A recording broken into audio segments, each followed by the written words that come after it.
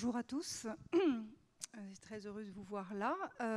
Donc j'ai la joie, l'immense plaisir d'animer cette rencontre avec David Diop pour son roman Frères d'âme, donc, et publié aux éditions du Seuil, et pour lequel David Diop vient de recevoir donc, le concours des lycéens. Bravo David.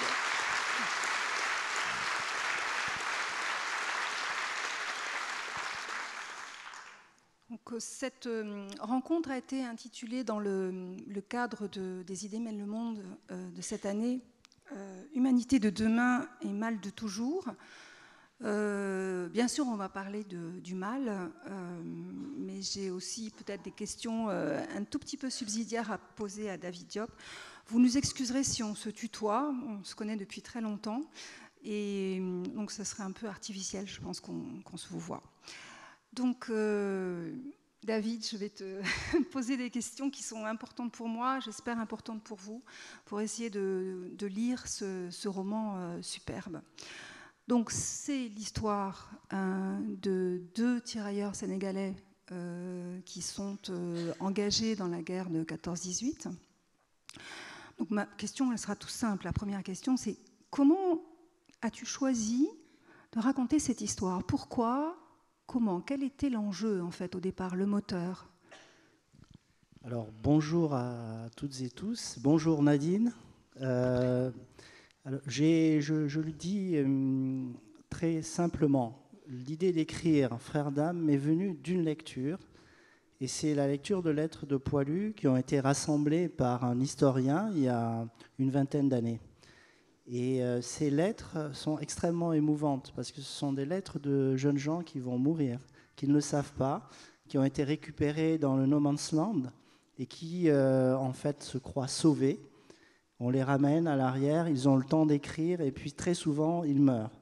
Et donc, ce sont des lettres qui ont une intensité émotionnelle très, très grande. Ce sont des gens qui venaient de partout en France, du Béarn, du Limousin, de toutes les régions de France, de la métropole.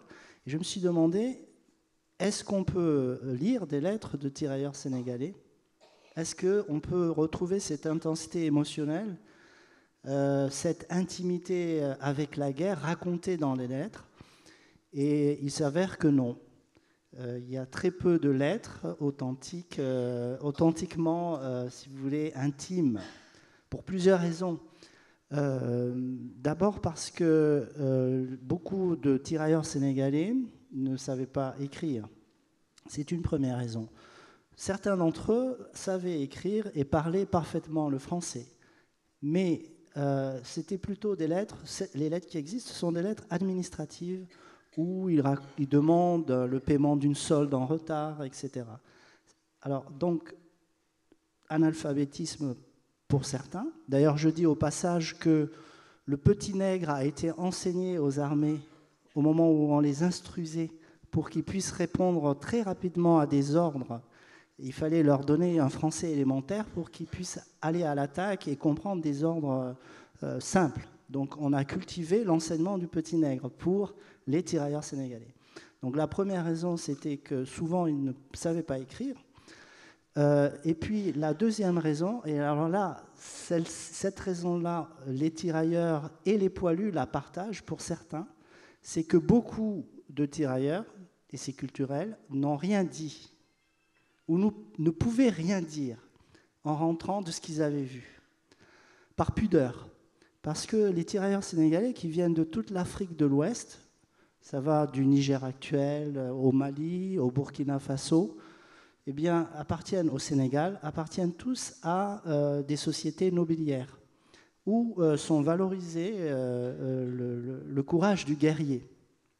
Et donc, très souvent, on ne s'épanche pas par pudeur, on ne raconte pas ce qu'on a vécu. Et il y a beaucoup de poilus qui sont rentrés de la guerre et qui ont vu des choses si terribles qu'ils ne voulaient pas les raconter à nouveau, parce que raconter, c'est revivre aussi.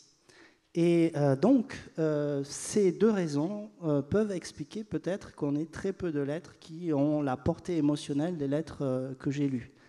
Et c'est la raison pour laquelle j'ai pensé inventer un procédé, par un procédé littéraire qu'on connaît, qui est le psychorécit, hein, inventer l'intimité d'un tirailleur sénégalais avec la guerre, la réinventer, la raconter à sa place, essayer de s'imaginer ce que ce tirailleur a pu vivre pendant la guerre, alors qu'il arrive d'Afrique, que c'est un paysan, et qu'il tombe dans une guerre industrielle, comme l'appelle Blaise Cendrars. Alors, il n'est pas tout seul, ce tirailleur que tu as inventé. Ils sont deux. Pourquoi deux? Alors, dans le texte, je joue sur la figure du double, du jumeau. Hein. Cet autre, c'est son plus que frère. C'est vrai, son ami véritable. C'est un ami très proche. Et d'ailleurs, dans l'exergue de Frères d'âme, j'ai cité un passage du célèbre chapitre de Montaigne, hein, de l'amitié. Non pas le passage habituel, parce que c'était lui, parce que c'était moi, hein, Montaigne qui parle de la Boétie, mais nous nous embrassions par nos noms. Et dans les essais, Montaigne explique qu'avant même de rencontrer la Boétie, il avait entendu parler de lui, de son nom. Et la figure du double, elle est associée dans ce texte au nom. Il y a un Ndiaye, qui est le personnage principal, et un Diop. Et il se trouve que dans les sociétés d'Afrique de l'Ouest, et au Sénégal également, on a ce qu'on appelle une parenté à plaisanterie. Donc, j'ai voulu que ces deux personnages soient un Ndiaye et un Diop, parce qu'entre les Ndiaye et les Diop, il y a cette parenté à plaisanterie. Il paraît que cette parenté à plaisanterie qui permet aux Ndiaye de se moquer des Diop et aux Diop de se moquer des Ndiaye, c'est une façon que ces deux familles, et puis une façon que les sociétés et les cultures de là-bas ont trouvé pour éviter des vendettas entre les familles. C'est un substitut de vendetta, en fait. On se taquine par les mots pour vider des querelles peut-être très anciennes. Donc cette tradition-là, j'ai voulu l'inscrire dans le texte et jouer sur cette figure du double en même temps. Quand tu dis c'est une fraternité en fait ou une amitié pour éviter la vendetta, cette figure de la vengeance existe vraiment dans ton livre, c'est-à-dire que d'abord donc Alpha, Ndiaye, veut venger son ami mort, et puis petit à petit il se rend compte que c'est pas si simple en fait, que cette vengeance en essayant de tuer les ennemis aux yeux bleus, donc parce que son ami a été tué, est beaucoup plus intériorisée, et il se demande peu à peu si finalement c'est pas ce rapport du double qui est beaucoup plus compliqué qu'il ne le pensait, et dans lequel il y a effectivement ce rapport de vengeance ou de vendetta. Est-ce que c'est une chose qui... je vais faire de notre entretien un psychorécit, mais est-ce que c'est une chose qui t'est venue de cette réflexion un peu, je dirais presque ethnographique, sur quelle est la relation en plaisanterie entre différents groupes en Afrique de l'Ouest, ou est-ce que ça t'a semblé évident dans un rapport d'amitié que la vengeance puisse exister de cette manière-là? Alors, on a parlé du double. Je reprends souvent cette phrase que toute chose est double. C'est-à-dire que l'amitié peut être proche pas de la haine, mais en tout cas, tout peut être un peu ambigu. Et il se trouve que le personnage principal aime Mademba, hein, qui va mourir, mais il ne peut pas s'empêcher, et il s'interroge après le personnage pour savoir pourquoi il l'a fait. Il ne peut pas s'empêcher de plaisanter justement sur lui, juste avant une attaque. C'est-à-dire que finalement, il a le sentiment, après, ce qui renforce son sentiment de culpabilité, que ce sont ces paroles blessantes qui ont poussé son ami hors de la tranchée, à courir à la mort plus devant eux et à la rencontrer avant eux. Et donc, ce sentiment de culpabilité, eh bien, il naît peut-être d'un sentiment peut-être double ou d'une ambiguïté de la relation avec l'ami. Ces paroles, en fait, ont tué Mademba. Et il n'aurait pas dû plaisanter avant l'attaque. C'est ce qu'il découvre petit à petit. Voilà, c'est la force du livre, c'est-à-dire de ton livre, c'est que au départ, on a l'impression qu'il est simplement démuni par ce qu'il a pu faire ou par ce qu'il aurait dû faire, c'est-à-dire tuer son ami plus tôt et ne pas le laisser souffrir si longtemps. Et puis peu à peu, effectivement, on se rend compte que, comme il dit, il se met à penser par lui-même et on se rend compte qu'effectivement, cette relation d'amitié qui semblait évidente et cette culpabilité qui était un peu, je dirais, oui, dramatique, hein, voilà, devient de plus en plus intériorisée, devient de plus en plus forte, de plus en plus insupportable presque. Et donc le roman se tend de plus en plus vers cette culpabilité insupportable, intériorisée. Tu as vraiment eu cette impression que peu à peu le mal entrait à l'intérieur de ton personnage, puisqu'on parle du mal de toujours, cette ambiguïté Alors, bon, je pense que le personnage est représenté, bon, il est vu par les autres comme une expression du mal, avant même de partir. C'est-à-dire que je le montre racontant qu'on le prend pour un dum. Et en wolof, le dum, c'est le sorcier, c'est celui qui vous dévore de l'intérieur. Et donc qui vous transforme en poussière de l'intérieur. Et l'arme du sorcier, ce sont ses sortilèges, ses envoûtements, mais c'est aussi la parole. Ça peut être la parole qui tue aussi. Hein. Donc avant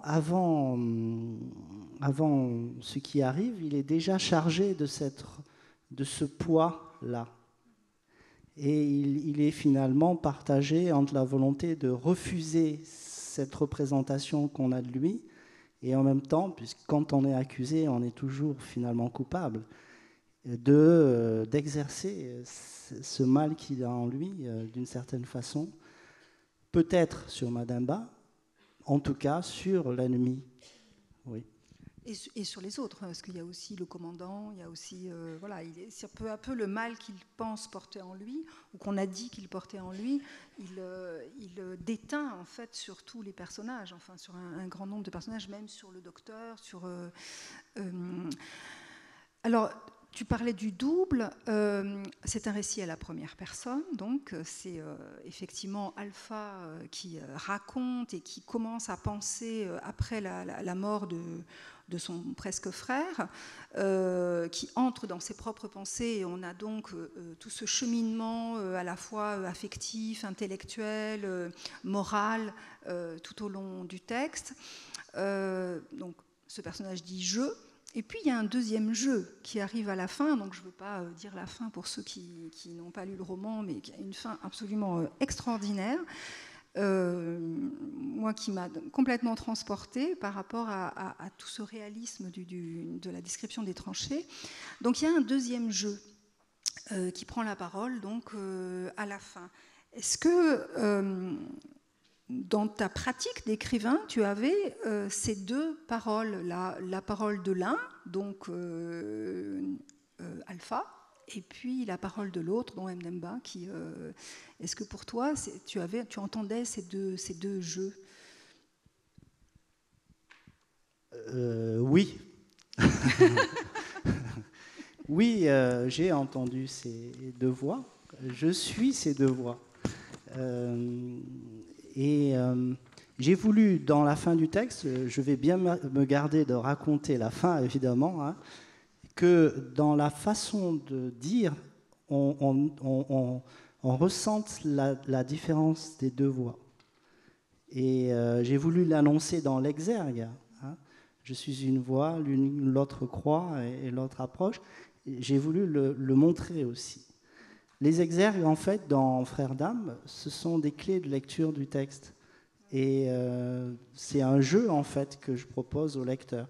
Et quand j'ai rencontré les lycéens, merci beaucoup les lycéens, s'il y en a ici, je les admire beaucoup. Quand j'ai rencontré les lycéens, ils ont été sensibles à cela. Et ils m'ont dit qu'ils avaient deviné peut-être cette figure du double dont on parlait, Mais j'ai voulu l'inscrire dans l'écriture, dans le texte, pour qu'on entende une voix qui pointe et qui apparaît. Alors j'espère avoir réussi à le faire. Oui, oui, on entend les deux voix. Enfin, moi, ça m'a semblé pas tellement évident, mais extrêmement fort. C'est-à-dire, c'est la deuxième voix apparaît de temps en temps, effectivement, comme des sortes de coups de poing, et puis à la fin, elle apparaît vraiment comme une explosion. Mais alors, il y a aussi une dualité dans toute ton écriture, c'est-à-dire que les critiques l'ont souvent remarqué, donc je vais pas m'appesantir là-dessus, mais ce qui a été reçu par le public, c'est aussi cette précision dans la langue, d'une rhétorique presque classique, en fait, une langue très simple à lire, en même temps très quelquefois presque intellectuelle. Hein. Je vais penser par moi-même, je ne dois pas écouter la voix du devoir, je n'aurais pas dû, etc. Donc, une langue extrêmement précise sur le plan moral, psychologique, etc. Et en même temps, ce rythme très particulier qui est un rythme de répétition, d'énumération, un rythme de conte, enfin une organisation très orale, très rythmée. Donc je vais poser une question un peu tarabiscotée, mais si tu vois pas ce que je veux dire, tu me le dis. Est-ce que pour toi ces deux voix, une voix très intellectualisée, très morale, et une voix, je dirais, très poétique, en fait, très rythmée, très rythmique, sont deux voix qu'on entend quelquefois l'une, quelquefois l'autre, ou est-ce qu'il y a nécessité de fusion? Dans ton écriture, il y a fusion. Mais comment ça s'est passé quand tu as écrit? Alors, pour moi, les deux voix ne sont pas séparées.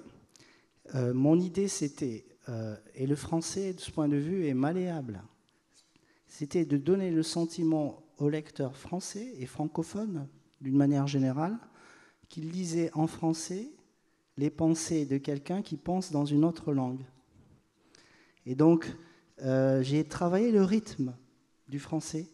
Et travailler ce rythme, c'était avoir le rythme d'une autre langue, qui est le Wolof, qui donc donne un sentiment d'étrangeté au français.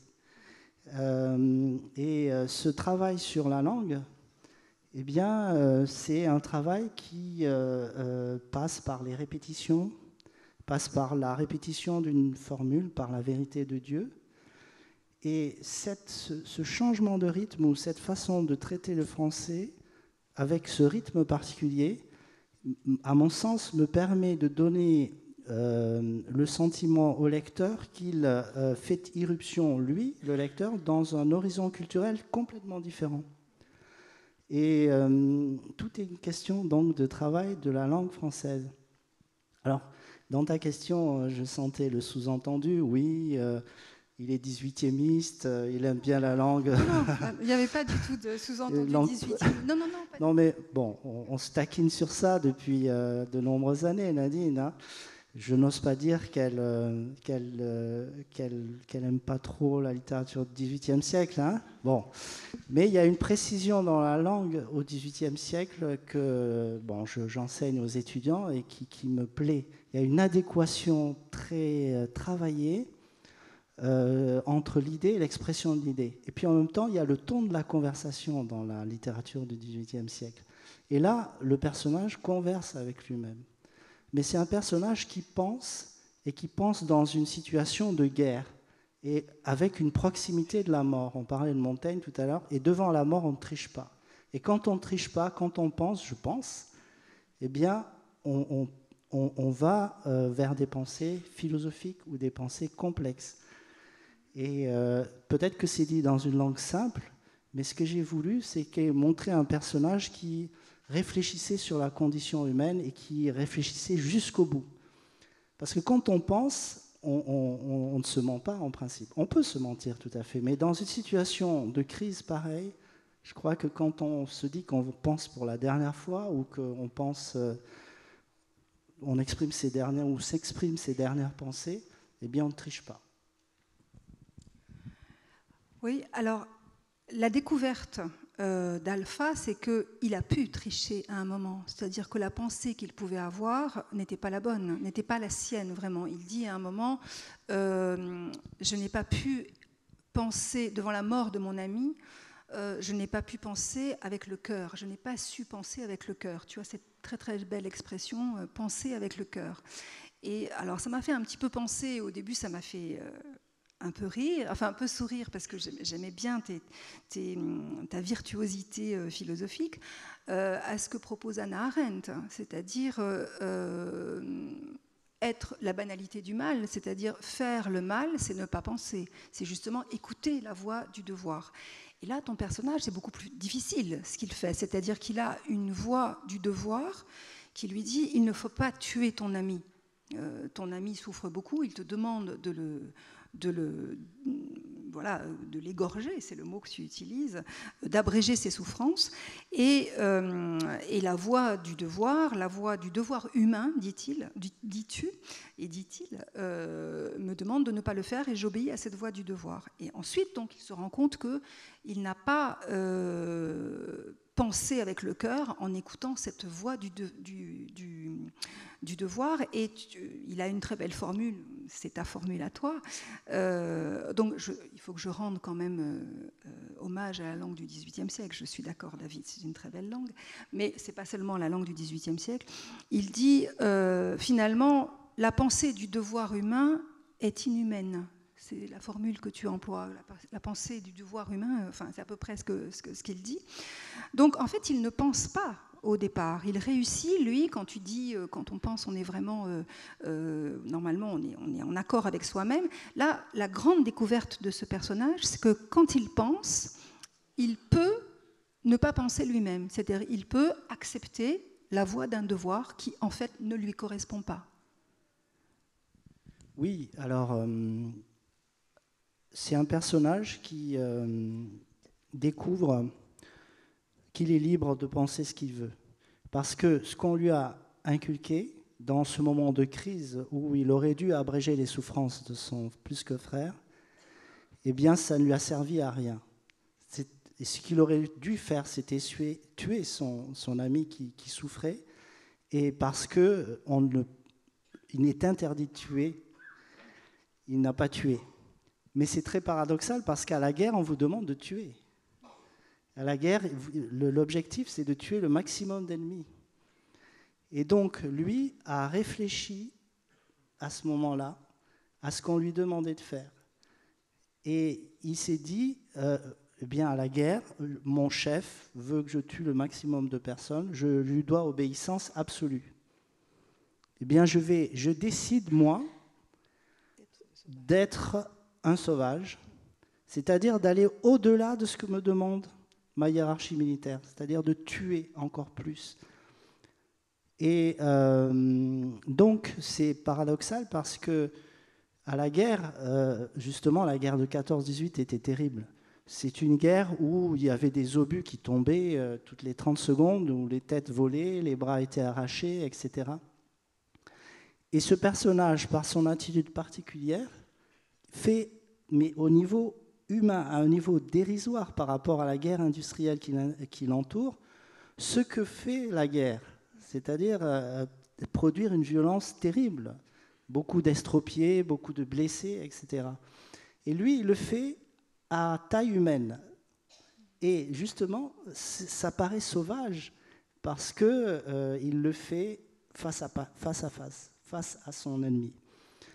Et donc, il rapporte ses trophées et son capitaine lui dit, à un moment donné, arrête, parce qu'il faut faire la guerre d'une façon civilisée. Mais la guerre n'est pas civilisée. La Première Guerre mondiale, dans ce cataclysme que ça a été des deux côtés, pour les Français et pour les Allemands, c'est le summum de la barbarie. Et il faut dire que l'armée française a joué sur des représentations du tirailleur sénégalais, des représentations qui faisaient d'eux des êtres effrayants pour les ennemis, ce qui a fait que dans leur uniforme réglementaire, il y avait des coupe-coupes. Et ce coupe-coupe, il faut savoir qu'il servait à nettoyer les tranchées allemandes. C'était un coupe-coupe pour terroriser l'ennemi.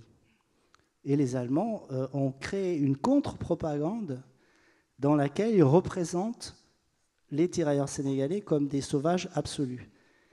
Et j'ai vu, par exemple, des caricatures dans des journaux allemands en 1916, quand je préparais le livre, où on voit un tirailleur sénégalais avec un rictus de sauvage absolu, un coupe-coupe, un collier de tête autour de la taille, et donc qui semble se réjouir d'aller tailler les chairs allemandes.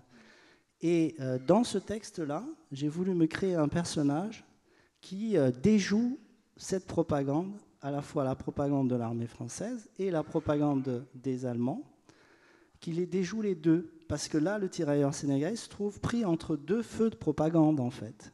Et j'ai voulu un personnage qui crée cette sauvagerie et qui l'assume. Et sa part de liberté, c'est de dire, voilà, oui, vous voulez que je sois sauvage, eh bien je vais vous montrer. Et c'est sa part de liberté qui se situe là. Il y a une très belle scène à ce propos, lorsqu'il va jusqu'aux tranchées allemandes et qu'il surprend en fait un jeune Allemand, presque un enfant, enfin d'un très très jeune Allemand, et il le tue, mais il y a toute une réflexion sur mais qui était-il cet enfant, il a une mère, il a un père, etc. Et il y a cette dualité de cette effectivement de ce sentiment personnage de culpabilité. Oui, voilà, c'est à la fois une culpabilité et en même temps une très grande humanité. C'est-à-dire que cet Allemand qu'il vient de tuer et qui a eu si peur de lui quand il s'est aperçu qu'il n'était pas tout seul dans la tranchée et qu'il n'aurait pas dû fumer une cigarette parce que la fumée l'a trahi. Et cet Allemand, en fait, devient son presque frère aussi parce qu'il l'achève, mais il y a même un moment où il dit que celui-là, il va l'achever alors qu'il n'a pas pu achever son presque frère. Alors, je reviens à la progression entre le début et la fin du roman qui moi, m'épate, je dois dire. En fait, c'est un roman donc très réaliste sur la guerre des tranchées, et la fin est totalement... moi, je l'ai lu comme cette seconde voie complètement fantasmatique. Il y a même le récit d'un conte absolument merveilleux. On se demande, mais la littérature est faite pour interroger, donc je t'interroge, on se demande où se trouve finalement la vraie réalité. Est-ce que c'est dans l'écriture réaliste de la vie des tranchées, où vraiment tu proposes ce que ces personnages ont pu vivre ou ce que ces hommes ont pu vivre, ou est-ce que c'est dans l'épiphanie, vraiment, des dernières pages, dans lesquelles quelque chose d'autre apparaît quand même où se trouve pour toi la réalité? Toi, écrivain, bien sûr. Alors, je vais te donner un élément de réponse en reprenant une phrase que j'aime beaucoup, qui est celle d'un ami franco-algérien, qui me dit mon identité, c'est la relation. La relation est le pont entre deux cultures. Et cette partie, ce conte qui se trouve à la fin, en fait, c'est mon oncle qui me racontait quand j'étais petit. Et pour moi, c'est une réalité africaine de faire passer des messages, une instruction, des instructions, des morales à travers des contes et des proverbes. Et le travail de la littérature, en tout cas ce qui a été mon travail, ça a été de relier une histoire dont on peut tirer une moralité absolument différente, en fonction d'un contexte absolument différent, à la réalité de la guerre. Le point de vue du personnage, c'est un point de vue d'un personnage qui vient d'Afrique sur une guerre qui se joue en Europe, en France. Et donc je voulais qu'il démontre ou qu'il montre un regard différent sur ce qu'on a l'habitude de connaître en Europe par rapport à cette guerre. Et je voulais ajouter que depuis que je fais des signatures je suis extrêmement touché par le retour des lecteurs qui me disent, voilà, on a un grand-père ou un arrière-grand-père qui nous a laissé des lettres où il nous parle des tirailleurs sénégalais. Et quand je suis arrivé en France pour faire mes études supérieures, dans les années 80, j'ai rencontré des gens qui m'ont dit « Mon grand-père a un ami tirailleur sénégalais qui l'a tiré du no man's land, de la terre à personne. » Et malgré l'école de la Troisième République, au début, qui présentait les civilisations africaines comme absolument inférieures pour justifier la colonisation, malgré cela, entre les soldats de rang, ceux qui affrontaient l'horreur absolue, coude à coude, eh bien, et il y a une fraternité qui est née et une estime réciproque. Donc les peuples, en fait, souvent, se rencontrent dans des situations de guerre et de difficultés très graves, parce que lorsqu'ils partagent la même misère. Et il y a un respect pour la civilisation de l'autre, pour une amitié qui se crée. Et je l'ai vu au musée des armées, j'ai vu des photographies où on voit des tirailleurs et des poilus bras dessus, bras dessous, mais ça correspond vraiment à une proximité dans la souffrance. Et le poète Léopold Sédar Senghor, qui a été tirailleur sénégalais aussi, a dit dans un poème sur les tirailleurs sénégalais qu'il voulait enlever de toutes les affiches de Paris le sourire banania. Ça, c'est une image, en fait, qui est née aussi d'une représentation du tirailleur. Ils s'appellent Chocolat, ils sont appelés Chocolat, voilà, les tirailleurs sénégalais. C'est pour ça que voilà, j'ai joué. Et puis il y a aussi ce couple, Footix et Chocolat, je crois, oui. qui jouent à partir de 1916. Donc ils étaient connus à ce moment-là. Et Senghor dit, voilà, je veux extirper cette représentation du tirailleur sénégalais, de l'Africain comme un grand enfant. Comme moi, très modestement, j'ai voulu rappeler qu'il aurait fallu peut-être extirper de la société à ce moment-là cette image du tirailleur sénégalais absolument sauvage. Mais je crois que ce que la propagande a fait, ça a été déjoué déjà par les poilus et les tirailleurs entre eux, dans ces moments de grande souffrance. Et Senghor, peut-être, regrettait que ces images-là, après la guerre, continuent à inonder la société de représentations un peu négatives de l'Africain. En fait, ce que tu suggérerais, si je dis avec d'autres mots, c'est que la réalité, celle qui est vraiment importante, ça serait la réalité humaine de base, vraiment, cette amitié, cette dualité, cette réalité un peu cachée que chacun porte en soi, qu'il est d'abord un être humain.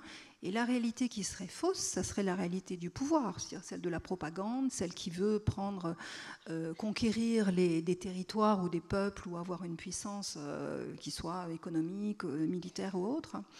Ça serait ça, en fait, quand je te pose la question, qu'est-ce qu'elle est la vraie réalité? C'est cette réalité humaine qu'on a tous, dans laquelle, dans les pires conditions, finalement, on trouve suffisamment à la fois d'affection, d'affect, de complicité, d'intimité et de rêve et de cauchemars communs pour pouvoir justement continuer à être humain. C'est ça. Oui. Tu l'as mieux dit que moi. Est-ce que je peux te demander de lire un petit passage donc, que je prends à la fin du roman, sans vouloir évidemment dire quelle est la fin, sur cette double réalité, justement, parce qu'il me semble que la première fois qu'on a parlé de ton livre, je t'ai dit, il me semblait que c'était un livre nécessaire, c'est-à-dire que pour moi, c'est un livre qui raconte sous la guerre la plus atroce qu'on ait pu connaître et sous les différences les plus insupportables qu'on puisse vivre aujourd'hui, celles du racisme, de la supériorité, de la domination, etc., qui montrent que justement il y a quelque chose de toujours caché, de toujours secret, mais de toujours humain et d'essentiel qui se trouve derrière tout ce que j'appelle, moi, avec mes étudiants, la société du spectacle, ou ce que j'appelle tout ce qui est visible, trop facilement visible. Donc c'est ce que tu appelles l'histoire cachée sous l'histoire connue. Et donc, est-ce que tu pourrais lire cette petite page 173, tu vois, ça commence Je te jure jusqu'à la maladie de l'hésitation. Voilà. Je vous prie de m'excuser, je lis très mal en fait. Je te jure que l'histoire du sorcier lion, je l'ai entendue tout juste avant de partir à la guerre. Cette histoire, comme toutes les histoires intéressantes, est une courte histoire pleine de sous-entendus malins. Celui qui raconte une histoire connue comme celle du sorcier lion et de la princesse capricieuse peut y dissimuler une autre histoire. Pour être aperçue, l'histoire cachée sous l'histoire connue doit se dévoiler un tout petit peu. Si l'histoire cachée se cache derrière trop l'histoire connue, elle reste invisible. L'histoire cachée doit être là sans y être. Elle doit se laisser deviner comme un habit moulant couleur jaune safran laisse deviner les belles formes d'une jeune fille. Elle doit transparaître. Quand elle est comprise par ceux à qui elle est destinée, l'histoire cachée derrière l'histoire connue peut changer le cours de leur vie, les pousser à métamorphoser un désir diffus en actes concrets. Elle peut les guérir de la maladie de l'hésitation. Voilà, je trouve ça très beau, la maladie de l'hésitation avec l'histoire cachée. Tu dis, en exergue, tu dis que les exergues sont des clés. Il y a une phrase de Quignard qui estime que le conte est une des vérités de l'histoire humaine, et que c'est à travers des contes et des légendes qu'on peut finalement trouver une forme de vérité. Et là, c'est effectivement ce qu'on peut dire derrière le conte, ce qu'on peut comprendre derrière le conte. Alors peut-être une dernière question, je ne sais pas si elle sera la dernière, on verra, mais donc on parle des tirailleurs sénégalais, on parle de la guerre, on parle, etc. On pourrait croire que c'est vraiment un roman sur la mort, sur l'horreur et sur cette guerre. Or, il n'y a pas que la guerre et la mort, il y a aussi l'amour, le désir et les forces de vie qui sont très présentes dans ton roman, avec des femmes aussi, la mère qui est très vue de manière extrêmement belle, l'amoureuse, moi je l'appelle comme ça, Farid Thiam, qui est la jeune fille oui, l'amoureuse, voilà, qui propose l'amour donc avant le départ à la guerre. Et puis il y en a d'autres. Il y a l'infirmière, donc la fille du docteur François, l'affreux docteur François, et Odette, la femme d'Alphonse, qui n'est qu'un prénom, mais qui est un prénom tellement extraordinaire. Est-ce que dans ces forces d'amour, les femmes sont beaucoup dans l'amour, dans la réparation, sauf la mère peut-être, qui a un rôle social. Est-ce que pour toi c'est plusieurs strates, ou est-ce que la lecture que j'ai eue, c'est-à-dire de lier en fait tous ces événements, tu dis à un moment la tranchée m'accouchait, tu vois la tranchée, le personnage voit la tranchée comme des lèvres de femme, c'est assez extraordinaire. Est-ce que cette dualité, disons vie, mort, ou amour, guerre, fait partie de la lecture qu'on peut faire de ton livre? Est-ce que c'est vraiment lié, ou est-ce que c'est comme sur une balance, d'un côté l'amour et de l'autre côté la guerre? Alors, il y a une femme qui apparaît et qui est importante dans la vie du personnage principal. C'est sa mère dont tu as parlé. Et j'ai pas voulu créer, en fait, on l'a peut-être pas assez dit, un lieu précis. Autant en France, c'est-à-dire qu'il n'y a pas de bataille précise, il n'y a pas de lieu indiqué précisément, c'est pas la Somme, Verdun, le chemin des Dames. J'ai voulu rester dans l'indistinction parce que j'ai voulu créer un personnage un peu mythique. Et donc, la mère du personnage, et là, il y a un personnage qui est double, c'est la Peul. Les Peuls, c'est une ethnie qui sont nomades. Enfin, les Peuls sont nomades. Qui ne pleurent pas. Pardon ? Qui ne pleurent pas. Alors, en principe, on ne pleure pas devant ses enfants. Mais bon, Pourquoi tu me dis ça? Parce que la mère ne pleure pas, parce qu'elle ne veut pas, quand elle s'en va, elle ne veut pas que le petit enfant, enfin elle se retourne et elle ne veut pas que son fils voit les larmes. Il y a un peu la même scène chez Ampateba aussi, quand sa mère s'en va. Exactement, sur le fleuve. Oui, sur le fleuve. Et lui, il dit, alors par rapport à Ampateba, ce que tu dis toi, c'est donc Alpha dit, et moi j'ai beaucoup pleuré en voyant ma mère s'en aller. Donc c'est une scène mythique, effectivement. Voilà, c'est-à-dire que le père du personnage, c'est un paysan enraciné dans une terre. C'est quelqu'un qui reste toujours là, qui cultive le champ de son père, lequel a cultivé le champ de son grand-père, et ainsi de suite. Et la mère, par un concours de circonstances que je raconte dans le roman, épouse cet homme, alors que c'est une nomade. Et j'ai voulu montrer que ce personnage un peu une princesse aussi. Hein, voilà, une princesse. C'est une femme très noble. Ouais. Oui. Et j'ai voulu montrer donc que le personnage d'Alpha avait une faille. Il était partagé entre ce père qui représente le paysan qui reste sur une terre qui ne bouge pas et sa mère qui, elle, est nomade et qui a besoin de partir. Après, la figure de Faritiam, c'est une jeune fille qui appartient à la même classe d'âge que le personnage principal. Et en principe, on n'entretient pas de relations amoureuses dans une même classe d'âge, en Afrique de l'Ouest. On reste amis pour la vie, on peut être des amis très, très proches, mais on ne se marie pas.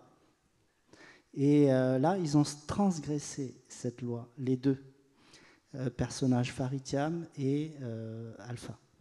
Donc les figures de la femme dans ce texte, ce sont aussi des figures de la révolte par rapport à un ordre aussi. Ce n'est pas simplement le revers de la guerre, c'est aussi un élan de vie au-delà des règles.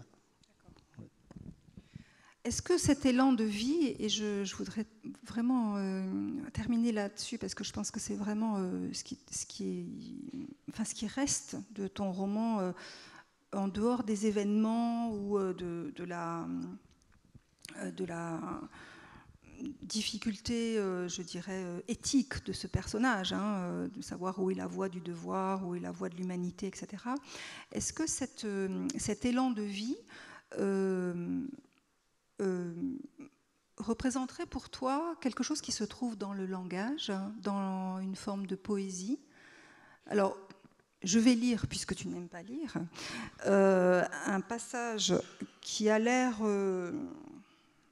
pas forcément central, hein, mais pour vous faire sentir à quel point la langue de David Diop est aussi une langue qui transgresse, d'une part, qui arrive quelquefois comme des coups de poing poétiques où, à l'intérieur de l'intrigue, tout à coup, il y a des paragraphes qui ne disent plus les événements, mais qui disent quelque chose qui est bien au-delà de tout ce qui est l'événement. Et moi, il me semble que dans ce roman, il y a une force poétique de la langue, du langage. Donc tu as dit que tu avais travaillé la langue, mais sur un plan efficace, hein, la conversation, la dualité, etc. Mais je crois qu'il y a vraiment une poésie absolument extraordinaire. Donc je prends un petit passage où la poésie explose un peu comme un coup de poing, hein, et en même temps il y a pas mal d'humour, mais bon, je crois que c'est quelque chose qui est vraiment très important dans on verra en même temps le rythme. Donc il s'agit d'une rumeur qui court, hein, d'une rumeur disant que Alpha, donc en tant que soldat, est en fait une sorte de sorcier et qu'il n'est pas si humain que ça. Hein. La rumeur a couru. Elle a couru. Tu me permets de lire, pardon, excuse-moi. Tu viens de sous-entendre que j'avais vraiment mal lu tout à l'heure. Non, mais non, pas du tout, c'est pour t'aider parce que tu me dis que tu n'aimes pas. Des fois, on fait allez, le je te faux laisse modeste. Lire. Je te fais lire. Non, tu as commencé. Bon, alors je lis. Oh, mais ça me fait plaisir de lire. En fait, je dois dire que j'aime beaucoup ton texte, donc j'ai envie de l'entendre, de le lire aussi à voix haute. Donc, la rumeur a couru. Elle a couru tout en se déshabillant. Petit à petit, elle est devenue impudique. bien vêtue au départ, bien décorée au départ, bien costumée, bien médaillée, la rumeur effrontée a fini par courir les faits salaires. Je ne l'ai pas remarquée tout de suite, je ne la distinguais pas bien, je ne savais pas ce qu'elle complotait. Tout le monde la voyait courir devant soi, mais personne ne me la décrivait vraiment. Mais j'ai enfin surpris des paroles chuchotées et j'ai su que le bizarre était devenu le fou, puis que le fou était devenu le sorcier. Soldat, sorcier. Bon là, pour moi, c'est un paragraphe avec une métaphore filée qui change de niveau de langue, qui change de niveau de signification. Mais on est complètement sorti de ce qui se passe réellement. En fait, on voit bien ce qui se passe. Il est en train de devenir en fait maléfique. Enfin, il est en train d'être vu comme maléfique pour les hommes de la tranchée qui auparavant admiraient son courage et ses actions. Mais on est en apesanteur, vraiment, là, au niveau du texte. Donc, on parle du mal de toujours et de l'humanité de demain. Est-ce que ce travail de la langue qui vient crever le récit, qui vient crever le fil des événements, qui vient même crever le fil de la pensée, en fait, l'écran de la pensée, est-ce que c'est quelque chose qui est important dans le texte que tu as pu écrire, que tu as écrit? Alors, oui. Je ne lirai plus de texte.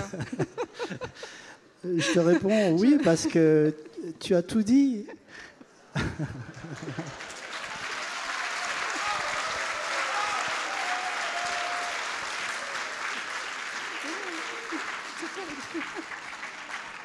Bon, on est professeurs tous les deux, vous nous excuserez. Voilà, il y a des moments où ça nous rattrape. On est professeur à l'université, tu as commencé à De Pau depuis 20 ans, un peu plus de 20 ans, et on s'est toujours apprécié, Nadine et moi. Et on a toujours travaillé ensemble, on est arrivés ensemble, on a tout fait ensemble. Vous avez mon frère Dame, j'espère qu'il ne va pas m'exécuter. Mais...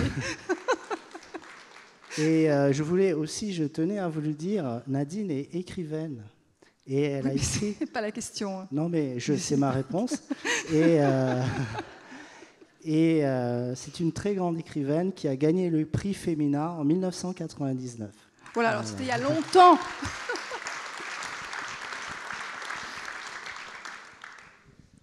Alors oui, la poésie, c'est une façon de dépasser la condition humaine. Je pense qu'on est pris dans une antithèse, l'humain, l'inhumain. Et peut-être que le langage permet d'apercevoir une troisième voie. C'est-à-dire inventer quelque chose qui dépasse notre condition humaine et cette antithèse-là. Voilà, écoutez... Merci.